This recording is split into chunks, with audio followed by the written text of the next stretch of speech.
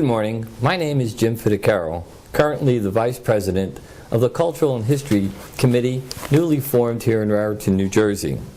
The goal of our committee is to try to preserve the rich cultural and historical events of the town of Raritan. We plan to accomplish this goal by interviewing several prominent citizens of the town of Raritan.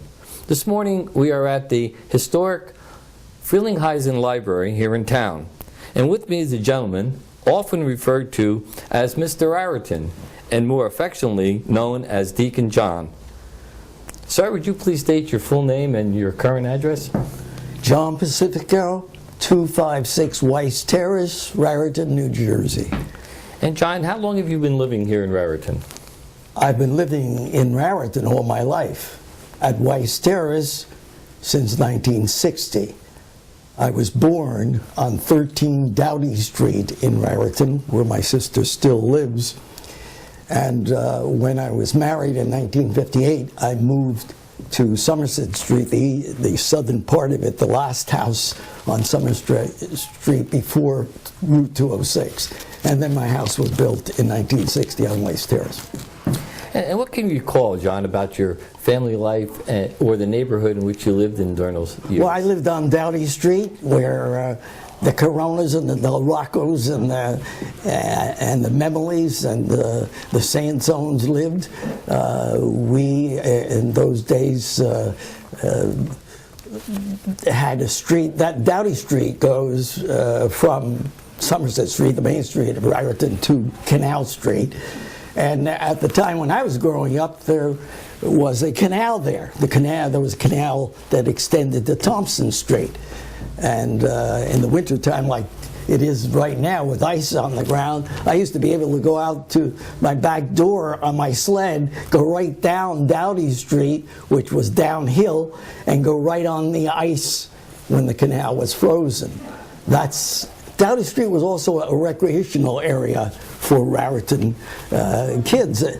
Remember, we didn't have any playgrounds in those days. Our areas were going over the bridge to Duke's Park, or going to the Lutheran Field, which was a baseball field directly across Route 202 from Anderson Street. And also there was a ball field on the corner of First Avenue and Johnson Drive, which was then 3rd Street. But we faced the tracks. Home plate was on that corner. The right fielder played on First Avenue on the street, and the center fielder was almost at the tracks. Those were our play areas. But getting back to Doughty Street, we played, of course we played the regular games like Ringalivio and Kick the Can and all of those, but we also played baseball and football on that street, and basketball. How did we do that? 10 yards, we'd line the streets, kicked over the wires for the extra point, nailed the basket on the tree or the pole for basketball. Yeah, that was our recreational area. What was it like? It was like one big family on that street. We all knew each other, in the families, and that was the kind of street it was in those days. Now later on, when we acquired Frelinghuysen Field, for instance, when we acquired that land from Frelinghuysen, we, the teenagers, went up and staked out the first baseball field in town. Nick Sternadori, Andy Moose, Joe Zardes, my brother and I, the Zorzi brothers, Andy Kovac, we went up and with rakes and shovels and picks, we staked out the field. Now, it wasn't professionally engineered as it was later on when it was officially the Frelinghuysen Field, but that was our play area. The other play areas I mentioned before. And some of you know we were the Raritan Tigers, the old ball team, and we became the Clippers, naturally named after Joe DiMaggio, the Yankee Clipper. That used to be a name we always used to use for our teams, and at that time we had softball teams also, which were the Tigers, and then later on the Yankees. What was family life like? Well, families used to come and have meals together. You know, everybody used to be expected to be there at dinner time. And families, special days, of course, celebrations, they were together. And, you know, quite often celebrations were centered with church celebrations. Don't forget, there weren't very many cars in those days. There was no television. It was radio, or you would go to your relatives' houses on Sunday afternoon. First we'd go to one relative's on my mother's side or my father's side. The next week, that was our family gatherings, or they would wheel us down when we were real little down to Duke's Park. Duke's Park was known as Raritan. You know, it wasn't anywhere else. But anyway, that's what we did.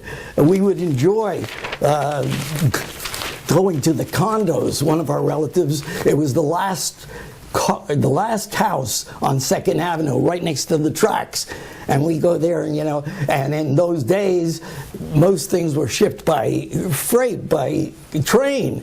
There weren't many trucks, so we would enjoy when the house would rattle when the trains went by in those days every 10 or 15 minutes, and we'd have a good time there. And on holidays, relatives would get together. You'd have big gatherings of people, maybe a dozen people or more at a house.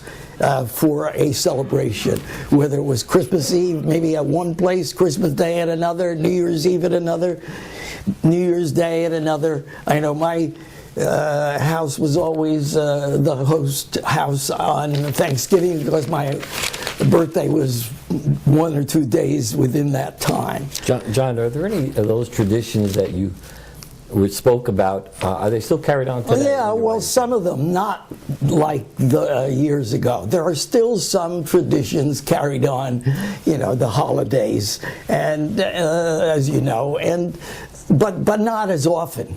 And not as large. As a matter of fact, at some of these funerals and weddings, sometimes you have to say, that's your cousin over there, because they don't know each other. Like we used to know each other because we used to gather so often. Where did you attend school, John?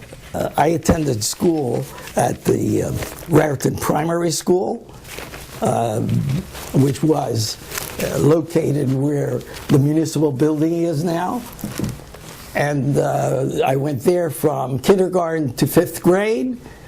And then I went to 6th grade, where the building still is there, that gray building right across from the municipal building. That was 6th grade class.